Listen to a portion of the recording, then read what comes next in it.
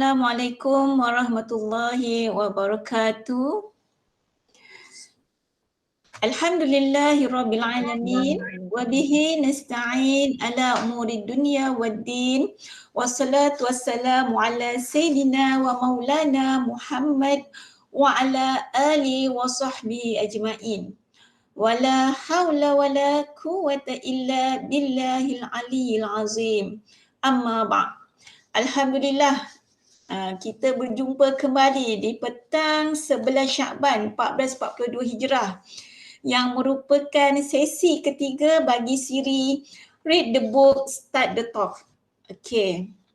Yang dihormati penceramah ataupun speaker kita pada hari ini, Dr. Syamsatun Nahar binti Ahmad dari Fakulti Sains Komputer dan Matematik UiTM Kampus Segamat. Salam ceria daripada saya di bumi Pasir Gurang, Dr. Syam. Apa khabar? Ya, Alhamdulillah. Terima kasih Ustazah. Okey, dan seterusnya warga UiTM, para penonton, hadirin dan hadirat yang saya kasihi sekalian.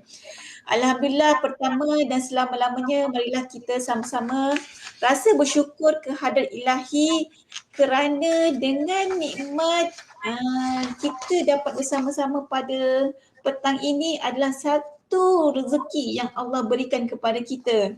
Marilah kita sama-sama mengucapkan Alhamdulillah. Dan seterusnya kita digalakkan memperbanyakkan selawat kepada junjungan besar Nabi Muhammad sallallahu alaihi wasallam. Allahumma salli ala sayyidina Muhammad, Allahumma salli ala sayyidina Muhammad, Allahumma salli ala sayyidina Muhammad. Sebelum kita meneruskan sesi santai kita pada hari ini, Dr. Syam, saya ingin mengajak para hadirin dan hadirat sekalian untuk sama-sama kita membaca Ummul Kitab Al-Fatihah. Bismillahirrahmanirrahim. Alhamdulillahi rabbil alamin. Ar-Rahmanir-Rahim.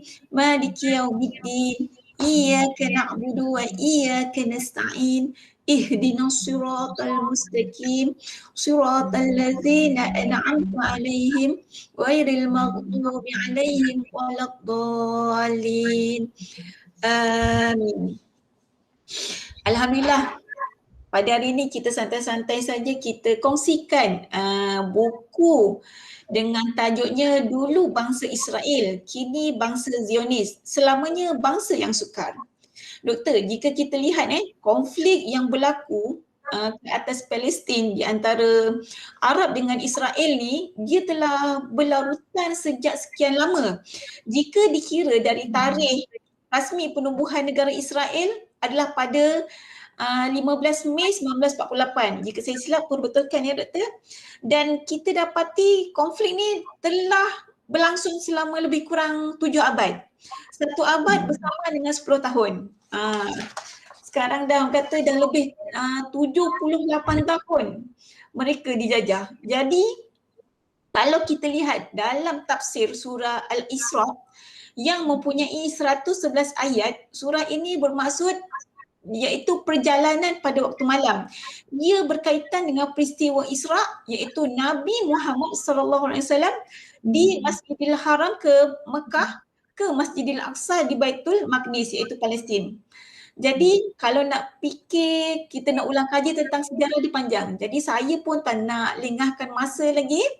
Saya serahkan kepada Dr. Syamsatun Nahar binti Ahmad untuk memperkenalkan diri, salam pengenalan daripada saya, dan seterusnya berkongsi rahsia serta mutiara yang terdapat di dalam buku Dulu Bangsa Israel, Kini Bangsa Zionis, Selama-lamanya Bangsa yang Sukar. Majlis dengan segala hormatnya dipersilakan doktor. Okey. Assalamualaikum warahmatullahi wabarakatuh. Pengenalan diri. Saya Dr. Syamsatun Nahar binti Ahmad daripada Fakulti Sains Komputer dan Matematik Kampus Segamat. Saya lecturer matematik lah. Sebenarnya bukan ustazah. Jadi saya ni bukannya pandai sangat sebenarnya nak berceramah dan hari ni tajuk buku saya nampak macam berat. Sebenarnya yang saya nak kongsikan di sini bukanlah berkaitan dengan sangat-sangatlah berkaitan dengan sejarah Bani Israel itu sendiri. Apa yang saya nak kongsikan di sini ialah berkaitan dengan teknik yang diambil lah, yang boleh kita ambil lah sebagai panduan hidup kita lah. Okay, saya bersama dengan UiTM baru 13 tahun. Lama je betul. Sebelum tu saya bertugas, sebenarnya saya dah bertugas 2 tempat lah sebelum saya join UiTM. Pertamanya saya sebagai computer programmer di Malaysia Airlines. Saya pernah berkhidmat di situ selama 5 tahun lah. Kemudian tu saya beralih arah kepada bidang perguruan. Saya pernah menjadi guru di salah sebuah sekolah menengah di Bandar Baru Uda, Johor Bahru. Juga selama 5 tahun. Kemudian tu barulah saya join UiTM ni. Tadinya menurut daripada industri, saya meneruskan kepada akademik. Betul, banyak berjalan, banyak lagi pengalaman. Ya betul, saya kalau diikutkan pengalaman saya lah bekerja, saya mula bekerja lah, maknanya berjumpa orang luar lah di alam pekerjaan pada tahun 91. Jadi kiralah dah beberapa tahun tu kan, memang saya berjumpa dengan pelbagai ragam manusia. Ada yang kita boleh terima, ada yang kita tak boleh terima, dan semua tu sebenarnya adalah anugerah Allah sebenarnya. Sebab Allah menjadikan kita berpasangan, ada yang baik, ada yang buruk kan. Jadi bila saya nak permulaan buku ni, bila saya masa tu saya pergi ni kedai buku lah, kedai buku. Saya baca sinopsis dia, sebab saya kalau nak beli buku saya akan baca sinopsis dia. Bila saya baca sinopsis ni berkaitan dengan individu sukar, jadi saya tertarik untuk nak mendalami apa yang sebenarnya penulis nak sampaikan berkaitan dengan individu sukar. Dan dia mengambil kisah sejarah Nabi Musa, dan kita pun tahu kisah Nabi Musa dengan kaum dia, Bani Israel ni banyak diceritakan dalam Al-Quran dan hadis. Hampir semua surah ada perkisahan tentang Nabi Musa ni. Jadi di situ saya tertariklah untuk nak mendalami, dan secara kebetulannya, sebab saya dah baca buku ni lama, tahun 2000 saya baca buku ni, dan tu saya tengok bila Pewani mengadakan program ni, saya rasa why not, saya rasa saya nak share lah, saya nak share dengan kawan-kawan supaya kita sama-sama lah memperbaiki diri kita sendiri. Sebab sebenarnya penulis ni pun nyatakan, dia menulis tentang bangsa sukar ni bukanlah dia nak kata orang, bukan dia nak cerita pasal orang lain, sebenarnya adalah berkaitan dengan diri kita sendiri. Okay. Jadi Ustazah, kita boleh mulakan ke? Boleh doktor. Mulakan. Nanti kan tak cukup masa kan. Tak cukup masa. Jadi saya nak share saya ni slide lah, tak banyak lah slide saya, sikit je.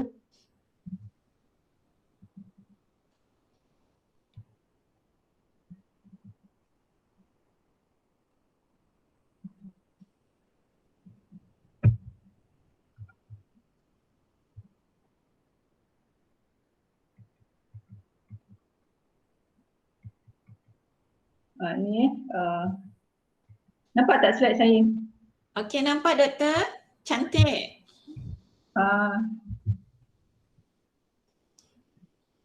Okay.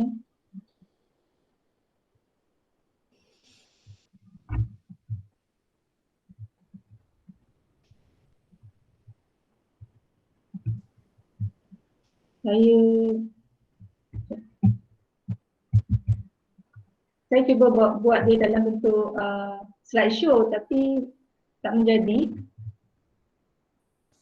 Sebab saya pula yang tak nampak slide ni. Kami nampak. Yang ni okey? Okey dah. PDF, tak apalah. Saya try nak buat slideshow tapi dia tak boleh, saya tak nampak pula slide dia. Okay, tak apa, saya teruskan. Inilah bukunya yang saya maksudkan tadi tu. Dulu bangsa Israel, kini bangsa Zionis, lamanya bangsa sukar. Apa yang saya nak share di sini ialah, saya akan mulakan dengan pembuka kalam daripada penulis. Dan tu siapa individu sukar itu, kita kenalilah, kita cuba kenali individu sukar. Adakah individu sukar tu kita adalah kategori sebagai individu sukar. Dan saya akan juga share tentang proses transformasi Nabi Musa AS ke arah ejen individu sukar. Dan juga last kali ni lah teknik yang diperoleh berdasarkan peristiwa dan kisah Nabi Musa AS. Okay. Sedikit tentang penulis buku ini ialah Nordin Jaafar. Dia merupakan seorang coach dan juga dia penulis buku, banyak buku yang dia tulis, kebanyakannya adalah buku-buku motivasi. Dan dia juga merupakan artis.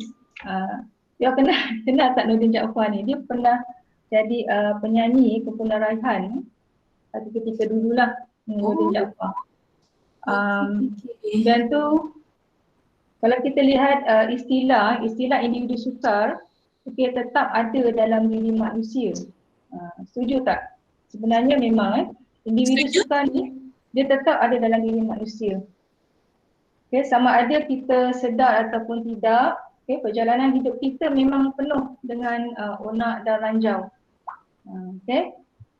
Bagi mereka yang penyabar, sekalipun saya rasalah kadang-kadang tahap apabila sampai pada tahap kesabaran tu, melepasi tahap kesabaran yang maksimum, rasanya boleh hilang sabar juga kan. Kita akan rasa marah, semualah. Kadang-kadang orang yang terdekat dengan kita, ini yang paling sukar kita hadapi. Kalau orang yang terdekat dengan kita berpotensi untuk menjadi individu sukar. Contohnya seperti ayah, ibu kita, adik-beradik, saudara mara, jiran tetangga, suami isteri, anak-anak, rakan-rakan sekerja, bos kita, dan sebagainya lah. Alright. Individu sukar ni muncul dalam hidup kita sebenarnya tanpa kita cari lah. Tanpa kita cari ataupun mungkin sebab kita cari individu sukar ni, ataupun sebab kita lemah. Dan yang penting sekali, kewujudan individu sukar ni dia mematangkan kita lah, supaya kita ni dapat merapatkan dirilah dengan pencipta. So selagi kita diuji, selagi itu iman dan darjat kita ditingkatkan jika kita sabar. Jadi oleh itu dalam buku ini menerangkan pentingnya menangani individu sukar berdasarkan kisah Nabi Musa AS. Jadi kita akan tengok bagaimana Nabi Musa ni menyelesaikan masalah individu sukar yang datangnya daripada kaum dia sendirilah.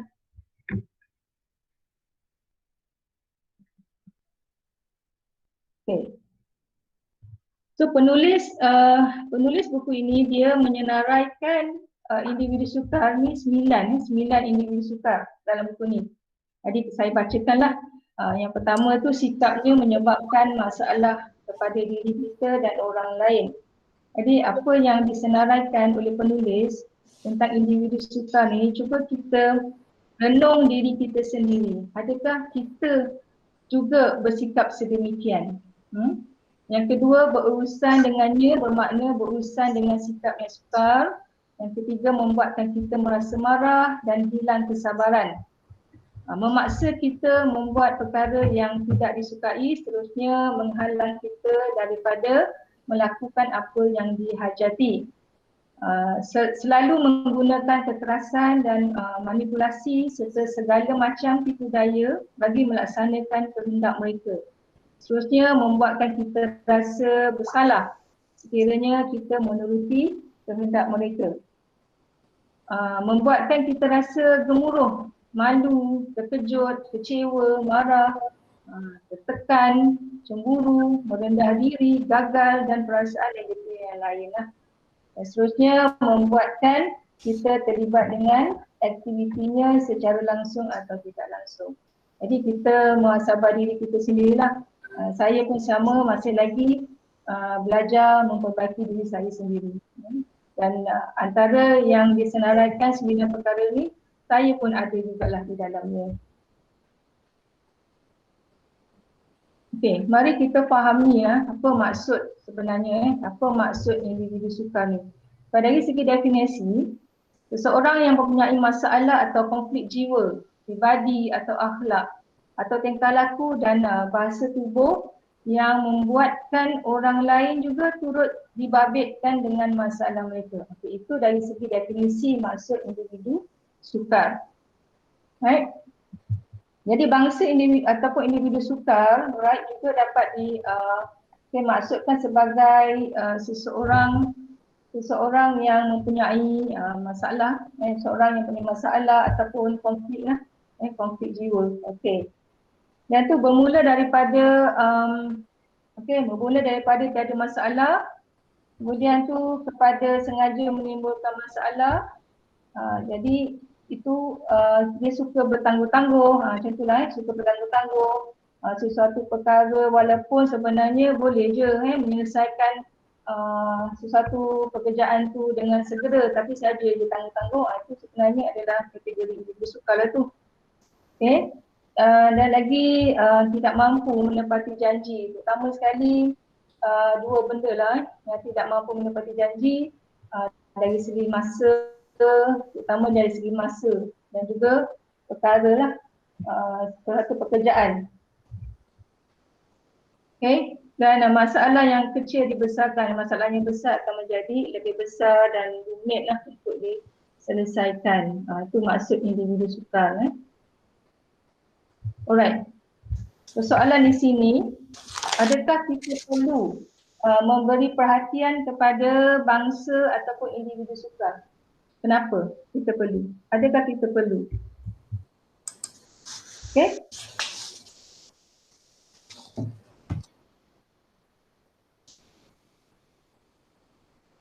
Jadi mula kita perlu melihat dahulu wujudnya bangsa atau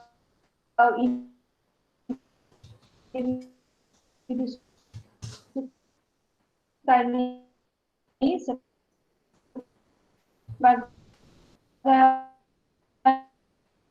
Dr. Syam, salah satu macam putus-putus Dr. Syam. tanda kekuasaan Allah Subhanahu Wa Taala.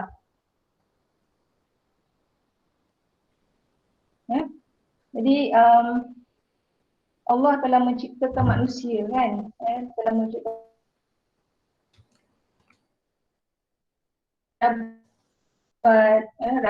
rakan-rakan tahunan kita, jiran tetangga dan sebagainya. Okey, tujuan sebenarnya tujuan kepelbagaian manusia ini wujud adalah untuk kita saling kenal mengenali.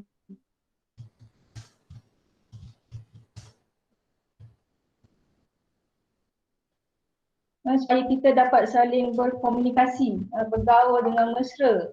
Jadi akhirnya kita akan membina sifat takwa, faktor terpenting kenapa kita perlu memberikan perhatian kepada isu mengendalikan komunikasi dengan individu sukar.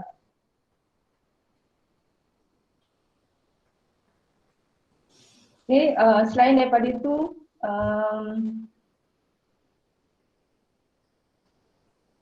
kebolehan kita lah mewujudkan komunikasi yang berkesan bersama.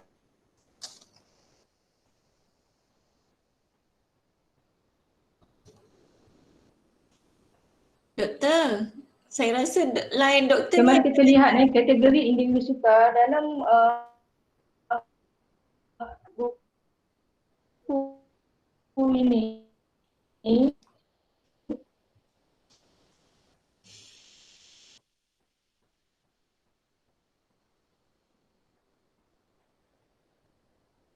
Ke saya yang tak berdengar?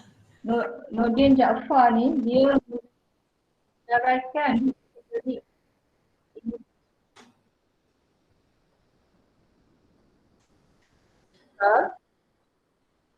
Doktor, Tapi kategori individu sukar ini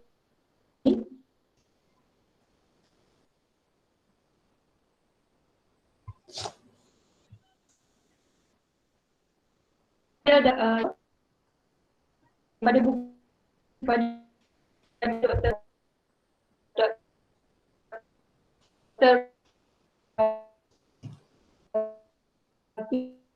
Krishna ni ada doktor beberapa tidak jelas.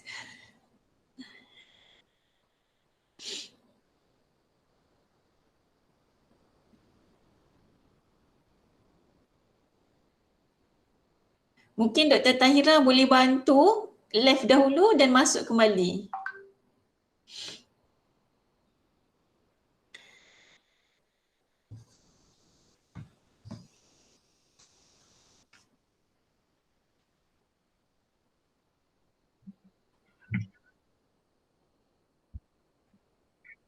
minta maaf tadi line connection tak berapa okey.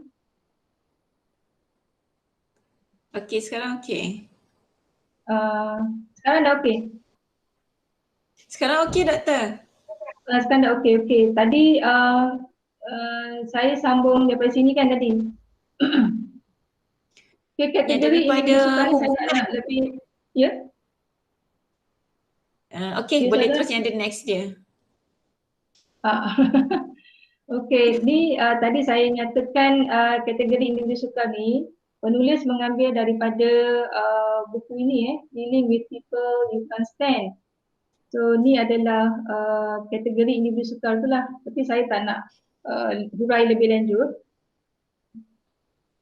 Okay, saya nak terus kepada yang ini, proses transformasi Nabi Musa AS ke arah ejen individu sukar.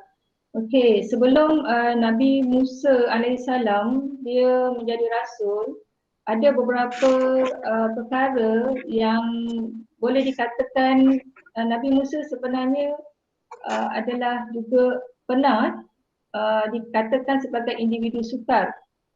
Okey, kita dia penulis membahagikan kepada tiga fasa. Yang pertama fasa pra-kerasulan, yang kedua di ambang kerasulan, yang ketiga semasa kerasulan. Okay, kalau kita lihat pada ni pra-kerasulan, Nabi Musa AS dikatakan sebagai individu sukar oleh Firaun. Firaun menganggap Nabi Musa sebagai individu sukar. Dia berlaku ketika ada satu peristiwa. Sebab kita tahu kan kehidupan Nabi Musa, kalau yang mana faham sejarah Nabi Musa kan, bagaimana dia dihanyutkan oleh ibu dia kan, ibu dia hanyutkan dia dan dia diambil oleh Asia tu adalah isteri Firaun sebagai anak angkat beliau. Jadi Nabi Musa ini dibesarkan di istana Firaun kan, dibesarkan di istana Firaun. Jadi Nabi Musa melihat keadaan Firaun itu sendiri dengan kezaliman dia.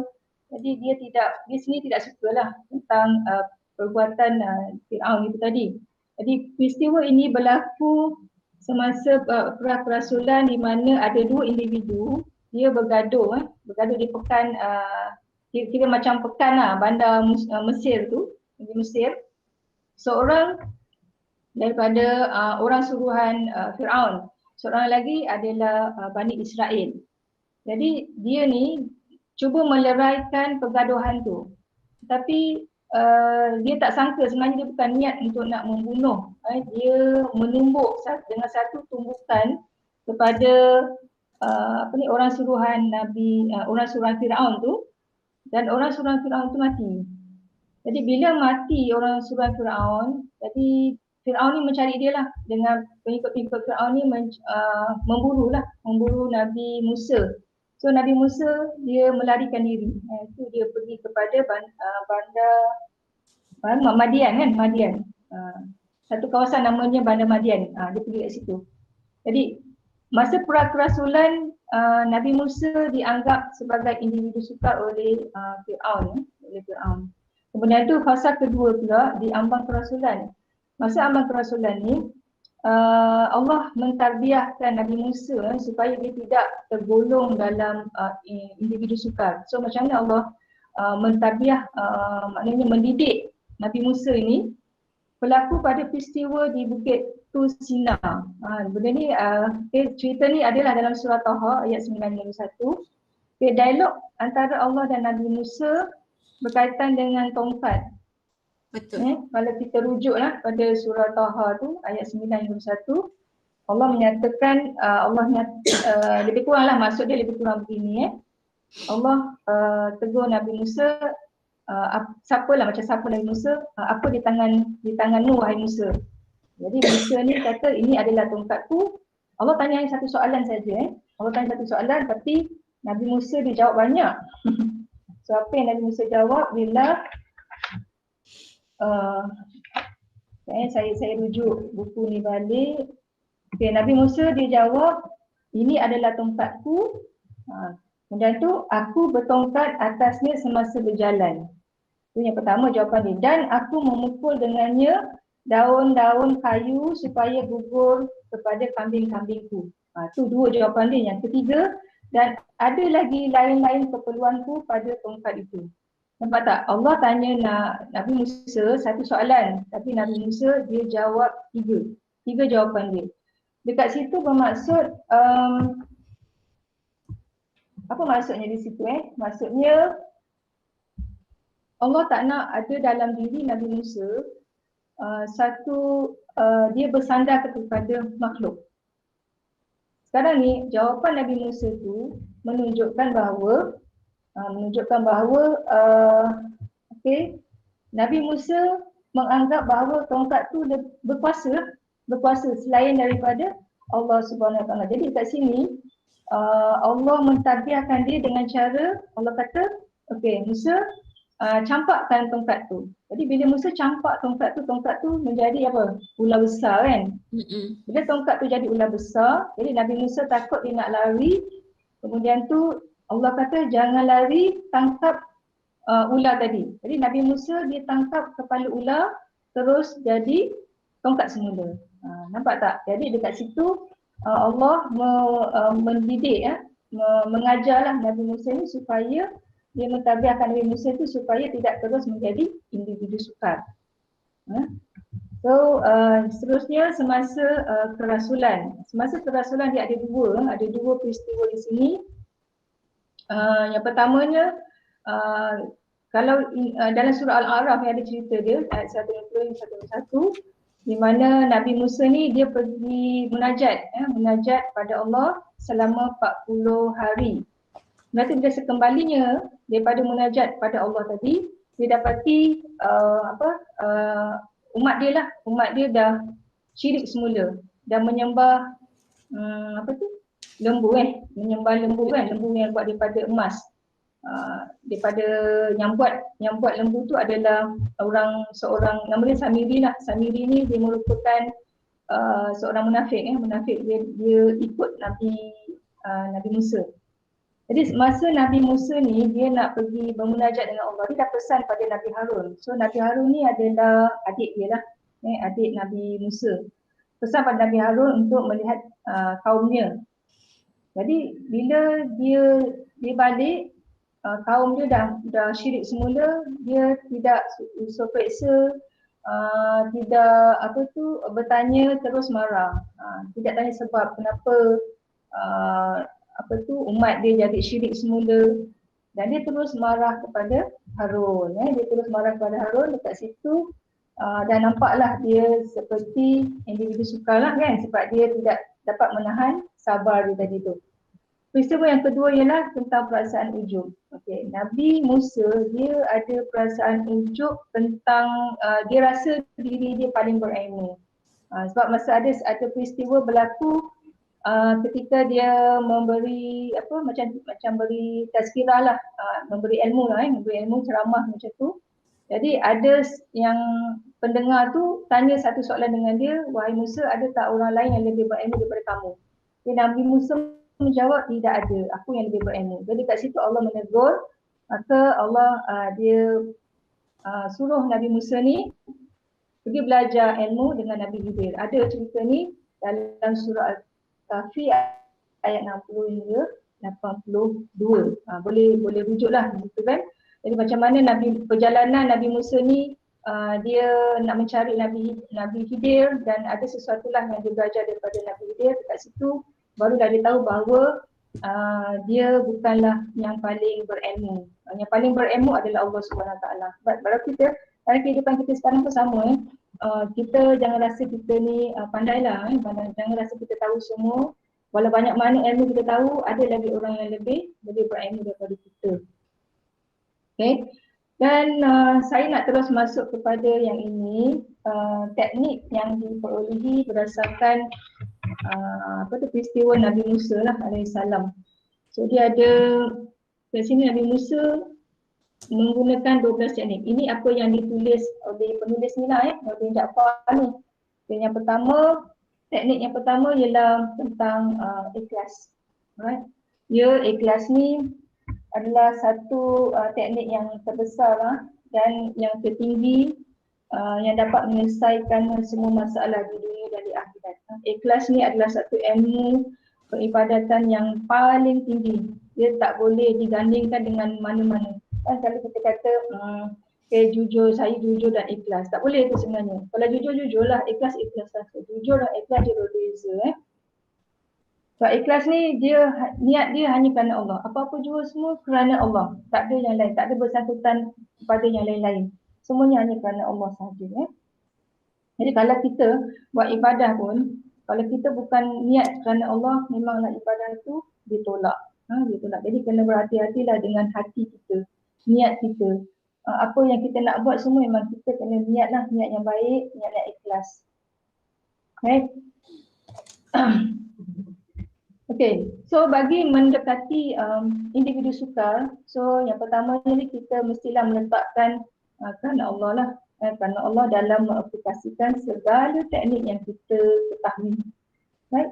Even dalam kalau kita refer kat sini dalam surah Sad sekalipun, Allah adalah menyatakan bahawa iblis sendiri pun lemah terhadap manusia yang ikhlas. Jadi dalam banyak-banyak sifat manusia ni semuanya iblis boleh tangkas lah. Tapi orang yang ikhlas ni memang iblis tak boleh dekat. Dekat pun dia tak boleh bagi orang yang ikhlas.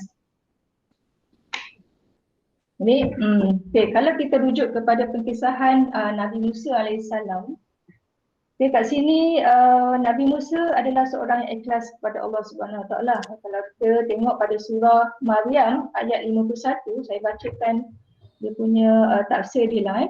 Dan bacakanlah wahai Muhammad di dalam kitab Al-Quran ini perihal Nabi Musa. Sesungguhnya ia adalah orang ikhlas dan adalah ia seorang rasul dan nabi. Jadi Allah sendiri menyatakan bahawa Nabi Musa itu adalah seorang yang ikhlas. Right? So ikhlas adalah perbicaraan manusia yang menepati dengan keadaan amalannya. Itu kata ini menurut ulama tasawuf. Menurut ulama tasawuf dia kata ikhlas adalah pembicaraan manusia yang menepati dengan keadaan amalannya. Jadi diterangkan dalam sebuah hadis bahawa ikhlas adalah sesuatu kekuatan yang dapat menegah diri seseorang daripada melakukan kemaksiatan. Okay. Jadi seterusnya yang kedua tentang teknik kedua, jika tidak mampu melawan sertai mereka. Teknik ini mungkin kita biasa dengar kan, teknik ini tak mampu melawan sertai mereka. Kita biasa dengar daripada sebuah pepatah Inggeris lah. Dia kata, if you can't beat them, join them. Biasa dengar kan? Alright. So kita mungkin lemah lah, dia tak ada kemampuan untuk menghalang setiap individu suka yang datang. Alright. So jalan terakhir yang dapat kita ambil ialah menyertai mereka. Itu bagi yang kalau kita dah tak ada jalan lain kan, mereka tu mungkinlah tak ada cara lain, so kita sertai mereka. ataupun berkawan dengan mereka seadanya. Tapi kena berhati-hati yang teknik kedua ni kena berhati-hatilah. Tidak, kalau kita nak menyertai orang individu sukar ni, kita jangan sampai kita pula terikut individu sukar. Kalau kita tak kuat, kita jangan ambil teknik ni. Doktor, Okay? sekejap. Doktor, untuk yang teknik kedua ni kira macam kita mengalah Teknik kedua ni dia bukan mengalah, dia umpama macam kita bukan mengalah sebenarnya. Kita cuba memahami keadaan individu sukar tu. Kita try masuk dalam dunia dia. Contohlah kita nak katalah kawan kita tu dia seorang yang let's say dia suka, katalah dia ada masalah dari segi apa nak cakap katalah dia kawan kita ni dia ni ada masalah merokok contohnya, merokok lah kan. Kita cakap lah macam tu, macam ni, kita tak boleh nak lawan dia. So kita nak sertai dia, tapi kita jangan merokok. Kita nak sertai, kita berkawan dengan dia. Cuba selami dia. Okay, kenapa dia begitu? Jadi kita jangan menuduh dia lah. Maksudnya jangan terus ketepikan dia. Jangan terus kata dia budak jahat. Kan? Kita sertai dia. Dan mungkin dekat situ kita boleh nampakkan dia kenapa merokok ni tak bagus. Kan? Kena fikirkanlah teknik-teknik tu. Macam mana cara nak menangani kawan ni. Okay, itu maksud je lah. Tapi teknik ni memang sebenarnya bahayalah, pada saya bahayalah. Kalau kita tidak kuat, kita mungkin akan jadi sebahagian daripada mereka. Contoh yang lain, katalah kawan kita ni, sebab saya ada berhadapan dengan satu situasi orang yang dekat dengan saya jugalah dia ni asal ni kawan atas kawan. So kawan dia ni saya nak cakap dia kawan dengan pengkit. Pengkit lah So dia nak tolong kawan dia ni. Jadi bila dia nak tolong, dia cuba rapat dengan kawan dia, tapi dia tak kuat. Saya dah beri macam amaran lah, nasihatkan kat dia, hati-hati. Kalau tak reti cara jangan. Macam tu, maknanya kalau kita tak reti cara, kita jangan dekat, kita cuba jauhkan dia. Kawan-kawan tapi jangan masuk dalam diri tu. Tapi kawan saya ni nak cuba selamatkan kawan dia lah. Jadi bila dia nak cuba selamatkan, dia peringkat awal dia memang gagal. Dia gagal, dia terikut. Dan alhamdulillah sekarang ni dia dah kembali kepada asal lah. Dia dah okey dah. Banyak terapi lah yang dia buat. Ini cerita betul. Jadi itulah saya kata teknik yang kedua ni, dia sebenarnya sangat bahaya. Kalau kita tak faham, tak ada ilmu yang cukup. Tak ada ilmu yang cukup, jangan cuba-cubalah. Kalau kita tak mampu, kita jauhkan. Right? So teknik yang ketiga, saya teruskan. Ada soalan lagi tak? Okey, tak ada. Saya teruskan kepada teknik yang ketiga. Teknik ketiga ni, hadapinya, bukan lari daripadanya. Setiap manusia dia pasti akan diduga lah dalam kehidupan, betul tak? Kita memang akan diduga. Sama ada dugaan tu kecil ataupun dugaan tu besar.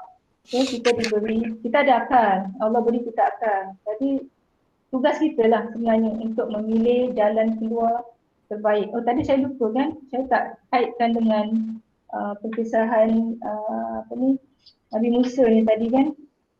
Nabi Musa ni tadi.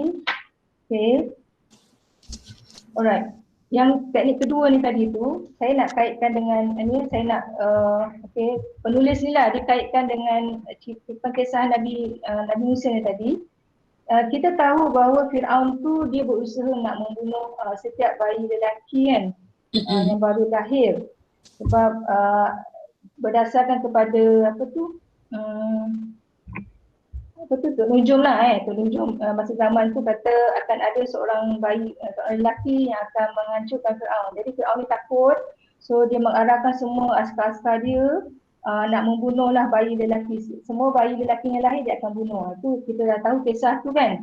Jadi ibu Musa ni dia telah diilhamkan oleh Allah SWT supaya menyembunyikan bayi dia kan dalam sebuah peti, dan tu dihanyutkan ke Sungai Nil. Jadi ibu ni tadi, dia seolah-olah sebenarnya dia telah menghantar Musa ni tadi menyertai Firaun dalam istana dia. Tu. Okey. Okay, saya terus kepada teknik ketiga. Hadapinya bukan lari daripadanya. Okay, so tadi kita tahu kan setiap kita ni memang tidak lepaslah daripada diduga dalam kehidupan kan, sama ada dugaan tu kecil ataupun besar. So kita ada akal, kita lah sebenarnya perlu fikirkan jalan keluar yang terbaik kepada setiap masalah kita. Okay, bukan kita lari daripadanya. Kenapa? Sebab kita khawatir kalau kita lari daripada masalah yang kita hadapi, timbul pula masalah lain, kemudian tu kita lari lagi, timbul lagi masalah lain, lama-lama masalah itu akan jadi lebih besar dan besar dan besar. Itu Jadi kita kaitkan daripada perkisahan Nabi Musa ni tadi. Ketika Musa AS ditanya oleh Allah SWT mengenai kegunaan tongkat tadi. Saya dah cerita tadi, permulaan awal tu kan. Allah tanya pada Nabi Musa tentang kegunaan tongkat ni tadi. Maka Nabi Musa dia jawab dengan yakin tak tu kan. Dia jawab dengan yakin bahawa dia gunakan untuk bersandar kan. Untuk mengambil jalan tu supaya dia dapat berjalan dan mengawal ternakan. Lepas tu Allah memerintahkan dia mencampakkan tongkat tu yang disangka selama ni memberi banyak manfaat kepadanya, rupa-rupanya tongkat tu bertukar menjadi ular, betul tak? Tukar jadi ular. Tapi Allah mengajar Nabi Musa jangan takut, hadapi. Kalau Nabi Musa tak tangkap ular tadi, ular tu takkan jadi tongkat semula. Nampak tak? Jadi Allah suruh Nabi Musa tangkap ular tu. Bila Nabi Musa pegang kepala ular, terus jadi tongkat. Terus jadi tongkat. Dari situlah menunjukkan bahawa kita kalau menghadapi masalah, kita jangan lari. Selesaikan dia, hadapi dia. Susah atau senang, sedih ke, gembira ke, hadapi dia. Okay. Okay, kalau kita dari segi untuk nak menghadapi manusia sukar ni, manusia sukar kita kalau dalam kadang-kadang kita pernah jumpa kan orang yang seperti merungut kan. Dia suka merungut, dia suka merengek kan, sentiasa merasa tak ada harapan kan. Dia suka menoleh ke belakang kan, dia tidak berani berhadapan dengan masalah. Lepas tu dah tak berhati, dia tak nak menyelesaikan masalah dia. Lepas tu dia melibatkan pula kita dalam masalah dia. Ada pernah jumpa yang tu? Okay, kalau pernah jumpa yang macam itu, sebenarnya solution yang paling baik ialah kita kena adukan kelemahan kita tu kepada Allah Subhanahu Wa Taala. Minta pertolongan dengan Allah Subhanahu Wa Taala untuk bantu kita untuk menghadapi manusia yang macam ni. Kadang-kadang kita lemas kan? Yang lebih lagi kita lemas kalau itu adalah daripada keluarga kita sendiri. Mungkin pasangan kita, mungkin anak-anak kita kan. Jadi kalau macam itu, kita dah nasihatkan macam-macam nasihat lah, macam-macam contoh lah dah bagi. Dia tak dengar juga. Lagi-lagi dia merungut kan, dia tak ada macam lemah semangat, tak nak lah, dia tak nak ke hadapan semua tu. Jadi yang paling best ialah kita kena munajat dengan Allah SWT. Sebab hati manusia ni bukan kita yang punya kan. Hati kita pun bukan kita yang punya. Semua tu Allah SWT yang punya. Jadi Allah boleh ubah hati manusia ni macam-macam cara lah Allah boleh ubah. Seterusnya saya nak pergi kepada teknik yang keempat. Yang keempat, berilah kesempatan demi kebaikan. Okey. Yang ini berkaitan dengan saya boleh bagi contoh macam kepercayaan. Kepercayaan. So kepercayaan adalah sesuatu yang berharga dalam hidup. So jika seseorang meletakkan kepercayaan kepada kita, bermakna ada satu dipanggil apa, kualiti dalam diri kita yang mungkin tak ada pada orang lain. Okay? Jadi jangan biarkan sikap buruk dalam diri kita ni memusnahkan kepercayaan orang lain. Okay? Sebab kalau sekali kita dah memukiri janji ataupun percaya amanah, susah orang nak percaya pada kita lagi. Walau bagaimanapun, bagi individu sukar yang gagal menepati janji mereka, janganlah menghukum mereka. Right? Kita kena bagi peluang lah. Kita kena bagi peluang sekurang-kurangnya beberapa kali lah. Kalau kita sabar dengan 3 kali, bagi, why not? Kita bagilah peluang kali ketiga. Itu ikut tahap kesabaran lah. Ikut tahap kesabaran kita. Beri dan tu jangan lupa beri kemaafan lah yang penting. Kemaafan. Sekali dia mungkin janji dengan kita, alright, kita maafkan dia. Mungkin waktu tu dia mungkin janji, dia ada sebab dia tersendiri. Mungkin ada masalah dia yang di belakang tu, kita tak tahu kenapa dia mungkin janji dengan kita. Kan? Jadi beri dia peluang, maafkan dia. Jadi mengikut, beri lagi lah. Kalau dia mungkin lagi janji, beri lagi peluang, ikut kesabaran kita. Kalau kita sabar sampai 2 kali, cukuplah 2 kali kan. So kalau dia mungkin juga lagi, so apa kita nak buat? Kita bukan nak kata putus silaturahim, taklah. Tapi kita tak payah bagi job kat dia lah. Maknanya dah lah, cukuplah sampai situ. Kawan tetap kawan. Tetapi cuma putuskan dari segi hubungan lah kan, hubungan bermaksud bukan tak berkawan, maknanya dari segi bekerjasama dalam satu program, dalam satu tugasan kita tak adalah nak bagi dia lagi, sebabnya dah tak ada kepercayaan. Tapi kawan tetap kawan, sebabnya hidup kita bukan dekat sini saja, kita ada lagi hidup yang lain di alam barzah, di alam akhirat lagi. Alright, saya nak kaitkan dengan kisah Nabi Musa ni tadi. Kita tahu bahawa Bani Israel ni, atau sekarang ni Zionis kan, waktu dulu ialah Bani Israel ni, dia adalah satu bangsa yang sangat degil kan. Dia tak pernah menunaikan janji tu. Kisah ni Nabi Musa pernah dia berdakwah, Nabi Musa berdakwah, dan apabila umat dia timpa masalah. Yang pertama dia ada 6 kali yang ditimpa masalah ni. Dan ke awal mereka diazab dengan kemarau.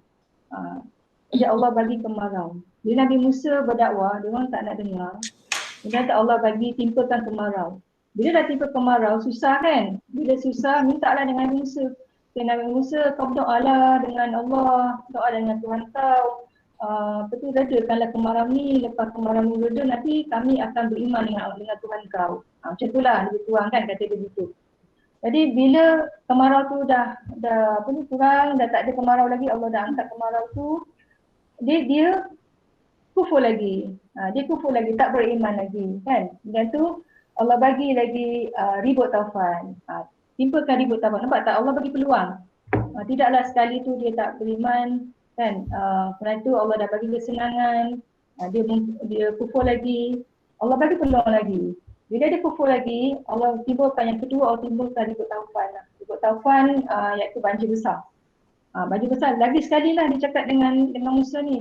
Hai Musa, kau doalah dengan Tuhan kau ni. Hilangkanlah banjir besar. Nanti daripada tu selepas tu kami akan beriman dengan Tuhan kau. Dia lepas Allah dah redakan lagi, dia kufur lagi. Kemudian tu Allah bagi lagi peluang. Turunkan lagi wabak, serangan belalang. Kemudian Allah turunkan lagi serangan kutu. Allah turunkan lagi katak, nampak tak? Sebanyak 6 kali Bani Israel ni berjanji dengan Nabi Musa. 6 kali Allah bagi peluang dan akhirnya mereka tenggelam dengan Fir'aun sekali.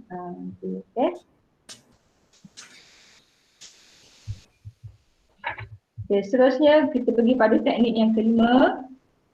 Teknik kelima ni tarwif dan tarhib. Sekarang ni saya tengok banyaklah pendakwa-pendakwa kita dah guna dah kaedah ni kan. Tarwif dan tarhib ni bila berdakwah ni sangat bagus ni. Tarwif tu dia maksud tarwif ni ialah apa tu? Dia janji baik janji baik dan ganjaran pahala kepada orang yang soleh lah. Contohnya kalau macam kita buat baik kita bersedekah contohnya bersedekah.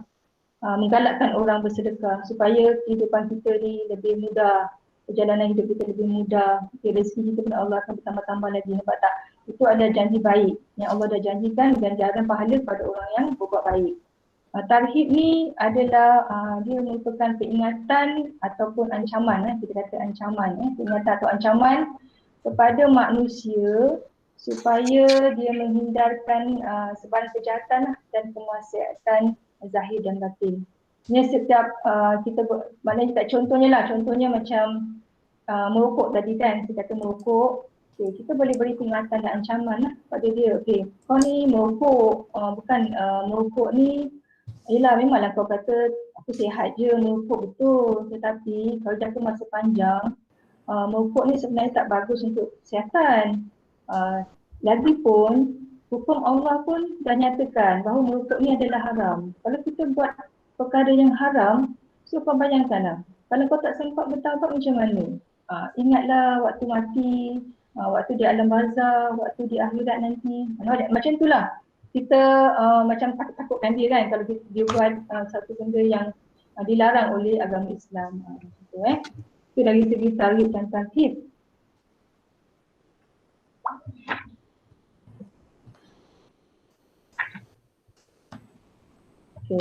So seterusnya yang keenam,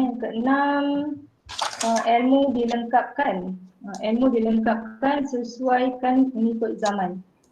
So zaman itu memang betul lah. Kita ilmu kita memang kena lengkapkan mengikut zaman. Sekarang ni kita tengok zaman ODS kan. So kita kena lengkapkan diri kita lah dengan teknik-teknik bagaimana untuk nak buat persiapan pengajaran secara online kan, zaman ICT, sains, teknologi kan, ada apa lagi, berbagai ilmu lah yang sekarang ini. So kita memang kena lengkapkan lah, lengkapkan ilmu supaya kita tidak direndahkan lah, kita tidak dipelitihkan sebab kita berilmu. Sesuai lah mengikut zaman. Kalau zaman sekarang ni semua orang kena tahu guna Google Meet, jadi kena tahulah guna Google Meet. Kalau sekarang ni orang guna Zoom, kita tahu guna Zoom, Webex, lepas tu buat slideshow, semua kan. Jadi semua tu kita kena dapatkanlah ilmu tu. Doktor, kita ada lagi 5 minit, Doktor. Okey. Dan seterusnya saya laju sikit, sabarlah, jangan marah. Jadi ini yang penting lah, sabar. Seorang yang bersabar dan sedang menahan marah adalah seorang yang kuat sebenarnya. Kita bukan senang sebenarnya nak sabar dan marah ni, cakap memang mudah. Cakap memang mudah, tapi tak mudah untuk kita buat, tetapi boleh. Dengan cara macam mana kita nak buat sabar ni, kita kena mohon dengan Allah lah supaya beri kita kekuatan kesabaran, supaya kita tidak marah lah. Dan seterusnya mesti berani jika berundur susunan strategi. Kadang-kadang kita menghadapi sebarang permasalahan, jadi kita nak terus tak boleh. Jadi bagaimana cara yang terbaik, kita kena undur dulu, kita susun strategi, kemudian tu kita bergeraklah maju ke hadapan. Macam kalau contoh, kalau saya ambil kisah ni lah, Nabi Musa AS, dia kan penggunaan dia bukan dia berundur lah, sebenarnya dia masa yang dia lari ke masa Firaun kan membunuh dia kerana pembunuhan tadi tu. Jadi dia lari, bukan dia lari sebenarnya dia takut, sebenarnya dia menyusun satu strategi. Dekat situ lah bila dia lari tu, dia jumpa jodoh, lepas tu dia dapat wahyu, dia jadi rasul, kemudian dia datang balik berjumpa dengan Firaun untuk berdakwah. Dan seterusnya ni perkataan lemah lembut, ini memang penting lah. Semua kita memang tak suka lah kalau orang bercakap kasar dengan kita, tengking-tengking dengan kita, nak bagi arahan tapi tengking-tengking kita, tak suka kan. Jadi kena bercakap dengan lembut, nak suruh orang buat kerja, terutama sekali bos-bos lah. Saya pun pernah jadi bos, bos kedua, koordinator khusus, pernah lah satu ketika dulu kan. Jadi kita nak bercakap dengan orang-orang di bawah kita memang kena lemah lembut, bahasa kena susun lah. Dan tu bantuan dan alat bantu. Bantuan dan alat bantu, okey. Ini memang perlu. Kalau kita tengok kepada kisah Nabi Musa ni, Okay. Dia nak berdakwah kepada Fir'aun, bantuan yang dapatlah daripada adik dia sendiri, Harun. Sebab Nabi Musa ni kita tahu dia tidak fasih, percakapan dia ada sedikit tidak fasih, jadi dia perlukan seseorang yang boleh membantu dia untuk bercakap. Jadi dia memerlukan, jadi Allah hantar Nabi Harun lah. Harun tu ada adik dia sini untuk bantuan pada dia, dan bantuan lagi yang alat bantu dia ialah tongkat tadi. Sebab waktu tu dia waktu Nabi Musa tu yang paling hebat ilmu ialah ilmu sihir. So dia kena ilmu sihir, jadi dia nak mengalahkan ilmu sihir tu, dia mesti lebih berilmu. Itulah yang terjadi, tongkat dia tadi tu sebagai satu mukjizat menjadi ular yang lebih besar daripada ular ahli-ahli sihir tadi tu. Itulah alat bantu dia. Itu practice makes perfect. Ni kita kena buat latihan selalu supaya kita lebih mahir lah. Maknanya untuk nak menangani individu sukar, kita kena dapatkan ilmu, dapat praktis lah. Bila dapat ilmu tu kita kena praktis. Praktis bercakap lah dengan teknik lah yang kita boleh gunakan. Sebenarnya untuk nak dapat teknik-teknik ni, kita kadang-kadang kita terpaksa mengikuti kursus-kursus lah, kursus-kursus tambahan, kursus-kursus kaunseling banyak sebenarnya di luar yang kita boleh gunakan untuk nak menangani manusia sukar ni, individu sukar. Dan akhir sekali ialah of course penyerahan diri kepada Tuhan. So apa-apa jua yang terjadi dalam diri kita tu semuanya adalah kerana Allah Subhanahu Wa Taala. Sebab kita tak boleh nak lari daripada manusia sukar, sebab kadang-kadang manusia sukar ni adalah diri kita sendiri, ibu bapa kita, orang yang terdekat dengan kita, anak-anak kita semua. Jadi kita jangan lari daripada tu, daripada semua yang kita hadapi. Kita kena hadapilah dengan tenang, minta pertolongan dengan Allah, sebab segala-galanya itu adalah Allah yang ciptakan. Baik buruk semuanya adalah daripada Allah Subhanahu Wa Taala, bukan daripada kita. Kita ni semua adalah mati, kita tak hidup sebenarnya. Allah yang beri kita hidup. Kita boleh bercakap, Allah yang beri kita cakap. Perangai kita jumpa orang baik buruk tu semua adalah kiriman daripada Allah SWT. Supaya apa? Supaya kita lebih bertakwa kepadanya. Sebab bila kita dalam keadaan biasalah normal kan manusia kan, bila dalam keadaan kita sukar, kita sedih, siapa yang kita cari? Kita cari Allah. Sebenarnya Allah sayang pada kita. Itulah. Jadi yang akhir sekali sebagai penutupnya, jadi kita tanya dengan diri kita, adakah kita sendiri individu sukar? Ataupun kita hampir menjadi individu sukar? Atau orang di sekeliling kita adalah individu sukar yang mampu menghadap kita sama dalam kesusahan? Adakah? Tu kita sendiri jawablah ya. Itu kejayaan yang besar kita jika kita mulakan dengan diri sendiri. Kita mulakan dengan diri sendiri. Bila saya baca buku ni, saya tak tengok orang lain, saya tengok diri saya. So, jika tidak mampu membuat banyak kebaikan, so cukuplah dengan tidak menyumbang kepada kejahatan dan dosa. Okay? Dan akhir sekali jauhkan diri daripada memikirkan terlalu banyak masalah yang melanda kehidupan, termasuklah masalah yang ditimbulkan individu sukar. Okay, wallahu a'lam. Okay. Assalamualaikum. Waalaikumsalam warahmatullahi wabarakatuh. Okey doktor, dah bila doktor sharekan tadi berkenaan dengan diri, yang apa semua perkara tu saya rasa semua orang ada. Cuma mungkin doktor boleh kongsikan bagaimanakah kaedah selain kita muhasabah diri pada malam hari, kita berhadapan dengan orang-orang sekeliling kita untuk kita kita berubah ke arah yang positif. Ada cara lain tak untuk kita nak menghadapi diri kita ni supaya menjadi yang lebih baik dan membuang perkara-perkara yang tak elok ni? Okay, salah satu cara dia ialah kita kena pandai cari kawan. Kalau kawan kita tu positif, kita pun akan ikut positif. Jadi Nabi sendiri pun ada menyarankan bahawa berhati-hati memilih kawan. Kena pilih kawan kita. Jadi orang di sekeliling kita tu adalah sangat penting. Siapa dia yang di keliling kita tu sangat penting. Kalau kita akan berkawan dengan dia dahulu, baru kita tahu sikap dia kan. Jadi bila kita dah berkawan dengan dia dan kita nampak tak boleh ni, ada aura negatif. Bila ada aura negatif, kalau kita boleh bantu, kita bantu dia. Kalau kita tak boleh bantu, kita jauhkan dirilah. Cari lagi aura. Kita kena cari aura positif, baru diri kita boleh jadi positif.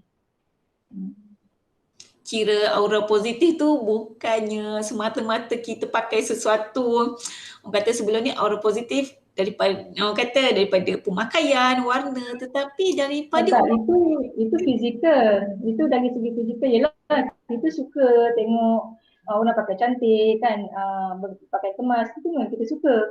Tetapi yang paling penting di sini ialah aura positif tu ialah dari segi hati dia lah. Kalau hati dia tu ikhlas, dia akan terpancar. Aura itu akan sendirinya terpancar daripada tubuh dia bahawa dia adalah orang yang ikhlas.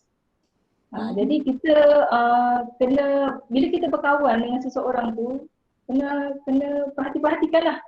Perhati-perhati, kerana dari segi percakapan dia pun kita dah boleh tahu dia siapa, dari segi tingkah laku dia pun kita dah boleh tahu.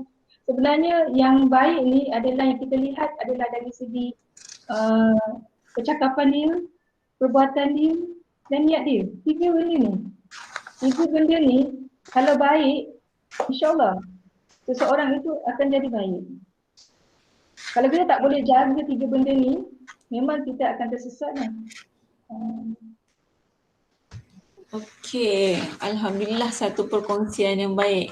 Okey, di ruangan chat kita tak ada soalan dan kita pun masa amat mencemburui kita.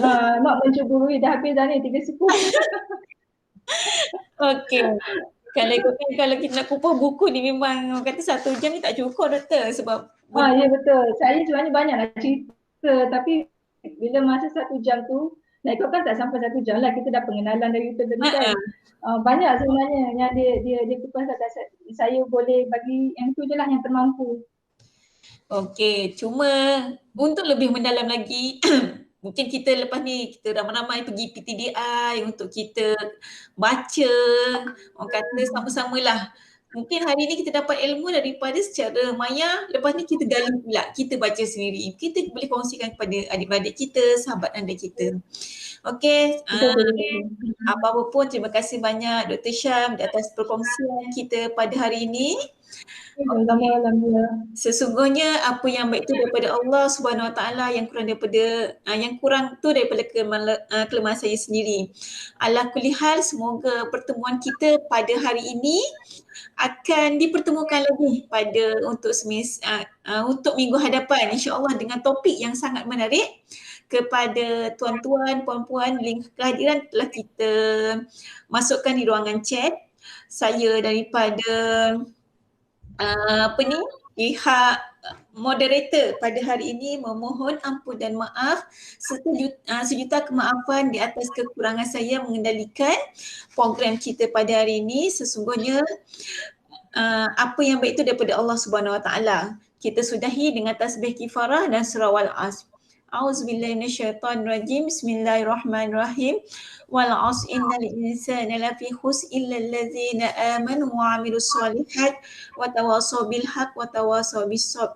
Subhanakallahumma wa bihamdika asyhadu an la ilaha illa anta astaghfiruka wa atubu ilaik. Wa sallallahu ala sayyidina Muhammad wa ala alihi wasallam walhamdulillahi rabbil alamin.